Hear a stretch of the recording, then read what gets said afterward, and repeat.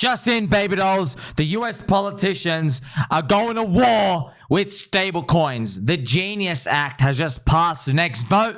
Not on my watch!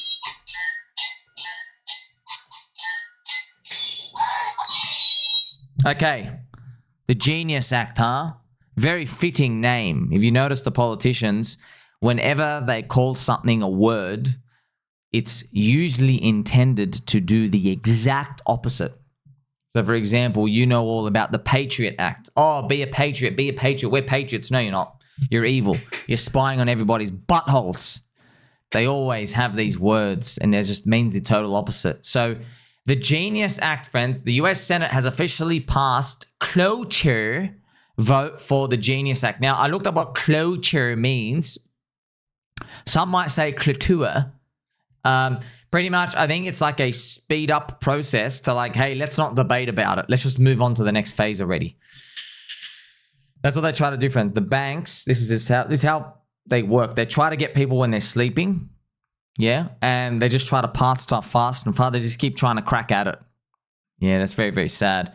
Now, the Genius Act, I've got to remind you, it's going to make it illegal for anyone in crypto to actually issue a stablecoin.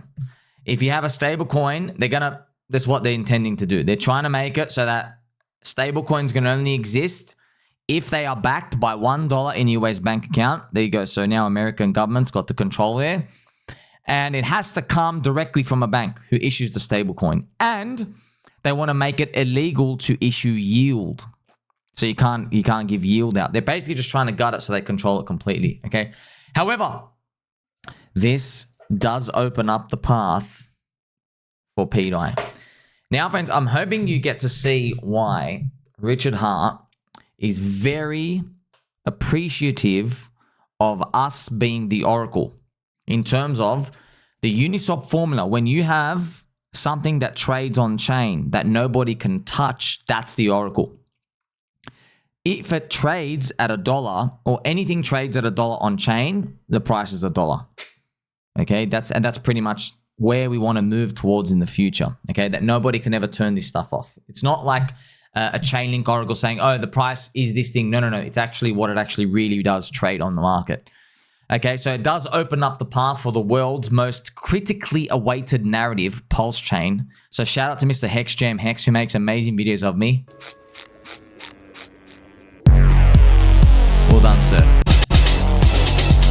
This is beautiful. So the product market fit of pDAI now is starting to even accelerate more. Man, friends, I'm in a bit of a disbelief. Like, I really didn't think they were going to pass this. I did not think it was going to go this. Like, I was telling you, I'm just like, I didn't think, like, already? I thought it was just going to be like, in a year or two. I was like, no, it's happening now. Like, actually, like, right now. Wow. It's like, oh, man, it's sad.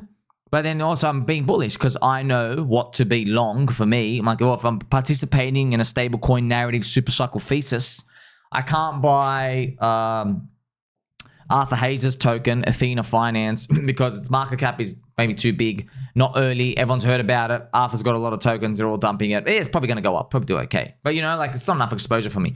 I don't want to buy MakerDAO. It's getting sunset into Sky. It's making soy now. And it's like fourth cycle coin. I don't want to touch that. Or third cycle now. I don't touch those. Ripple, XRP, Brad Garlicbreath. His breath just smelt straight like too much storm. I don't mind Garlicbreath smell because I love charcoal chicken, friends. If I had it every day, I wouldn't mind. I love charcoal chicken. So I do enjoy garlic, or, obviously in the Arab world, we'll call it doom. Yeah, I don't mind it. But Brad Garlicbreath, you got to understand, some people, they're not doom fans. Some people like boiling their chicken. I don't know how you guys do it over there in Asia land. I'm just not a boiled chicken type of dude. But yeah, they don't like Garlicbreath. And yes, remember, Brad Garlicbreath did get kicked out of Washington. So Donald Trump's administration, they said, get out. You made us look like a fool because the XRP grifting and stuff out here. So, XRP is trying to buy Coinbase. So they've also got the RLUSD. They're just copy pasting Tether. Okay, they issue a stablecoin. They try to sign people into their stablecoin. They use their money to go buy treasury bonds and just grab the yield for themselves. That's what they try to do. So now more than ever, friends, we need a decentralized native stablecoin without a blacklist function. Remember, pDAI has no founder, has no team, has no kill switch, has no blacklist function, just the way it should be. But also, you know, let's have some fun here. You say, but it's got no collateral to keep it at $1 either. I know. I know. Where's it going to come from? I don't know. I don't know. I'm okay with the uncertainty. I'm okay. If you're not okay with any uncertainty, click sell and leave. No one's stopping you. I also got to remind you as well, baby dolls. So the real pulse chain is all of us. We are the real pulse chain. And what are we playing for? Well, crypto is going to grow to 10 trillion in size. Man, we're at 3.5 trillion dollars right now. Bitcoin cranking through the highs, going to lift everybody up. Altcoins hopefully pump higher than 10x, and deep value contrarian altcoins probably give us the 100x. He is my friend AI, Mr. Moneyman out here. Yes, Mr. Berkshire Farm Homestead. This is nice. Let's see. ETH BTC, Floppy Willy. Yeah, man, I really do hope that ETH BTC, you know, maybe we retrace this cycle, come back out, fake out next one, and then we're ready to go 0.1 in the next cycle. I mean, that'd be great if we do that. But it kind of makes sense as well, like real world assets, tokenization, everything else. It's all ETH, bro. It's all layer 1 smart contracts. Bitcoin doesn't have any of that. So we know altcoins are the future. Altcoins are the infrastructure of Bitcoin, right? Also, just some quick news, friends. You remember recently, so actually it was yesterday, Joe Biden announced he had cancer, which is very unfortunate. Cancer is, yes, unfortunately one of the plagues on us in this world. I hope one day we can get rid of it immediately. I better not find out that they have the cure for this stuff out there in those labs. I better not find that out. But 2 years ago, Uncle Joey accidentally admitted it already. Your windshield wipers to get literally the oil slick off the window.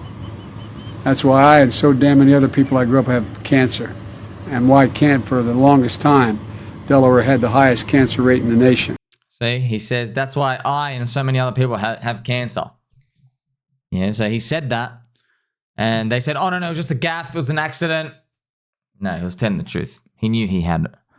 He knew he had it back then. So, they're hiding stuff so much. You know they're hiding stuff. Come on. Look, you know, if you're a blue pill cuck, just please go live a little blue pill life. I know it's really comfy, man. We were all there. We all start there. Okay? But for the rest of us, we're here for something bigger. We're here to dream big. We're here to achieve big things. Yes, some of those big things are peg nipples. We get it. Peg nipples are not for everyone. Some people like to peg their ears. Some people like to peg their elbows. If you can even get there and get it to stay on there, good luck. There's something for everyone here. The world needs a native decentralized blacklist function. It needs a crypto backed by crypto with some juice. I wonder if we'll get it. We'll see. Also, friends, Jim Cramer made a bit of a bearish tweet. As you all know, Jim Cramer is a famous inverse signal. Jim Cramer, here we go again. Will it look like 2011 with the S&P or 2013 with Fitch? He's talking about the US debt downgrade. Do you remember? I told you all about my experience when I first came to trading. The first thing I saw, the big event I saw where guys had like $1 million a month trading or whatever. I think it was like a couple of $100K back then, 2011. Yeah, I was trading of the US debt downgrade. I'd never seen it. Like that was like, whoa, so foreign to me. And that basically, because I came in and I learned, oh, markets go down really, really fast. And I just watched these things like just grind up forever, just shocked my mind. We have all been waiting for the market to come in so hard. So how can it come in if everyone was expecting some sort of sell-off related to BARTs? So it's pretty much still teetering on the edge of the fence. But yeah, the yields are very high, friends. The yields of a lot of people wondering as well. I'll just show you what's the concern. Tell me about the concern, please. It's the US government, basically the 30-year yield, yeah, as well. So all the bonds are selling off. Look at the 30-year yield hit 5% up here. But the way I look at it is look at the ZBs, for example. That's the ZB, the US trade. Oh, man, you guys got wrecked. Uh-oh, this ain't a nice chart. Uh-oh, we all know what happens here. There's usually, friends, you know in this, you know what that is, dude. That's the Wyckoff pattern, doesn't it? It has like one more fast crash down and then up only. That's usually, isn't that a Wyckoff pattern, friends, where it does this, the crashing structure, and just won't go down? We'll see. Like, I don't think these things don't usually, just make these highlights, but maybe they do. But why is that important? Because people are curious. Why are the long-term interest rate bonds, why are they giving you 5%? Why are their prices so low that the yield is 5%? Remember, if the price was up here, the yield would only be like 2% because everyone's in demand. Why is the price so low here? So people are speculating. I'll tell you, friends. The bond market, there's no cheats in there, okay? The bond market tells the truth. I traded bonds. They're more solidified than equities and stuff. So equities make you way more richer, obviously. But yeah, they're more schizo people. So the bonds are pretty much saying, America, you're long-term inflationary. You're back to the normal levels. Not super inflationary, just back to long-term levels. 4 or 5%. Yeah, it's pretty much the market saying we're not going to have interest rates like below 1 or 2%. We're not for a long, long, long time. That's what the market's saying. And does it make sense? Yeah. You want to know why? It's almost like, okay, AI is coming in, but AI is wiping out jobs. So you go, oh, doesn't that slow down the economy? Yeah, but they print money to fix up the debt, to fill the gap. Okay, so all of this gets priced into these bonds long term. Yeah, because there's no silly willies in these. These people are moving billions of dollars. So the long-term trajectories, that's what they're all seeing. Now, it doesn't mean this thing just keeps going down forever and ever, but look, we're back to like 1999, early 2000 prices with these here. So I'm just showing you that's the bond market. They ain't silly. It knows. Yeah, that's what it's pricing in for the future. It goes, okay, you ain't going to have 0 1% rates anymore. You're going to have to keep them high, but you have to print money. Yes, you have to print money to make up the difference. And that's why, because if they're printing money, you got to think about people with like, $1 billion. They're not just going to be buying US bonds now. They're thinking, oh, if you're going to print a lot of money over the next, because they're thinking like, 5-year, 10-year, 50-year epochs, right? They're thinking, okay, in the next 10 years, I probably want to hedge with gold. Yeah, I want something else besides just your fiat currency because you're just paying me off that money printer. So that's another interpretation of it. But obviously what I just said, you won't hear that on American mainstream TV pretty much because that's like anti-American. They don't talk like that. The government doesn't want you to talk like how I spoke to because they don't want to put any doubt into people's hearts when it comes to looking at their bonds and stuff. This is a funny picture here for you. Nothing ever happens. Chud's recap of the year. City killer asteroid. 120% of tariffs on China. India-Pakistan nuclear war. Taiwan invasion. Market crash. Do I even have to say it? Nothing ever happens. Oh, man. It's true, though. It's true. Isn't it true? Nothing ever happens. I got a feeling. This nothing ever happens, friends. I won't be surprised if this almost nihilistic view on life, like all these news ping in our head, nothing ever happens, dude. Literally nothing ever happens. All your entertainment is on the TV and reading the news. You even just take that off. Nothing ever happens to you. I wonder if it becomes like such a movement where they eventually, everybody in the world's like, nothing ever happens. It's almost like the Bart Simpson episode, right? Where everyone's like, eat my shorts, be like the boy. But then it hits a point where something does happen. Right. And there's only one thing I can think about, and that's UFOs, where we something big happens. Right. It could be that. I hope it's not something catastrophic, like, the San Francisco fault line or anything out here. But that's usually, this is a long-term cute thing. We'll be watching it over time. Friendly reminder as well, Mr. Decentralized me made this post. 226 million pDAI have been bridged across to Ethereum. So pDAI, friends, remember 226 million pDAI was on Pulse chain. It moved into Ethereum chain. And everyone's like, we're wondering, remember why I made this big news update for you yesterday.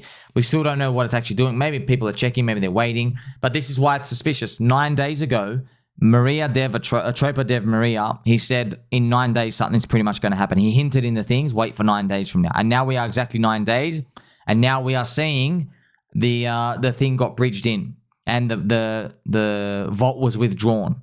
They withdrew like 50,000 pDAI from the MakerDAO, Pulse Chain MakerDAO vault. So stuff did happen, right? Things are happening. It's progressing the story. So you don't know how it ends, but it like progresses the story. You know what I mean? It's kind of like when the director of a movie, where they want to progress the story, they cut the scene and they change the music. hey, it's into a new scene now. Like, oh, just let's say there's two characters talking, and they just cut the scene to like, you know, a highway of cars moving, and then like they cut into like a hotel room, you know, and like a smoky fueled hotel room where someone's obviously, you know, probably like has a laptop and been degenerately long crypto for too long, right? And they just, you know what I mean? Like they just cut this, go, oh, we're progressing the story. There's like something new now. That's what it feels like as we move into this journey. And also it leads you to speculate. Maybe with pDAI, what they end up doing is they do some liquidity arbitrage pools. So they put it on the Uniswap pools, which is trying to create activity between Ethereum and Pulse Chain. But we'll see. We'll wait. Now, before you even feel anything, I want you to remember this, friends. I made this post look a year ago, 20th of May, 2024. Everybody was calling for the end of the cycle. Bitcoin, 66,000. Ethereum, 33,000. 3,300. Man, I wish it was 33. 3,000. Hopefully that's a Freudian slip, friends, if Ethereum does crank it. Bitcoin's now 106. So Bitcoin went up like 80%, which is great. Bitcoin went up 80%, and then Ethereum's down 40% from that, which sucks, right? Bitcoin dominance, ETH BTC got wrecked. Here we are just having fun. And this is an official message to anybody out there who's a bear. You think you can handle me? You think you can handle me? I'll show you some moves. There you go. Well, we did fight off the bears, didn't we? Here we are today. We did fight off the bears, didn't we? Not the Ethereum bears, though. Ethereum bears are winning. Very, very, very well as well. But I think, friends, I'm very confident now. Ethereum, the community, will never let this happen ever again. Okay? I can feel it. Yeah. I can smell it too as well. Ethereum, they will never let this happen again. Okay, they're going to come back with a vengeance. Ethereum 3,800 is the key level. And what I mean by come back with a vengeance, what I mean by that is, let me give it to you straight, okay? So put down your Game Boy. I'll give it to you straight. I think Vitalik is going to speed up these processes of like this decentralization voting agreement stuff. They're going to, or the community on his behalf. They'll find ways to make these things go a bit faster, and it will make Ethereum even more deflationary. It will make it even more speedier, and it will just start to improve faster and faster. They're not going to have like this long-term federation stuff where they sit in a Discord and they wait 9 months to make a decision. They're going to go faster and faster. I think everyone is looking at it. They're like, hey man, we suffer. Yeah, because not like you and me, obviously you and me do suffer with our luscious golden locks. But they're the believers. They wear the Ethereum badge till they die, man. You know, so like Anthony Sassano, they all suffer. They're like, hey, let's not sacrifice on decentralization for speed. But then if Solana outdoes them, and you're like, oh wow, now you're left with nothing. Now your whole thing's literally for nothing. You sacrificed decentralization for some speed, and then you're too slow. Someone outdid you on the speed, and then they're like, yes. So they will turn it around. It will come back with a vengeance. I don't know where the ETH BTC ratio will land though. You know, maybe we're going to be in the 0.05 to 0.06 in this one. Hopefully 7s and 8s, right? Which could be 14K ETH. But yeah, maybe the next cycle it really does hit 10, 0.10. That'll be great. But I mean, like, you know, it's been a long freaking cycle. Like, subscribe, bell button, all. Catch you soon.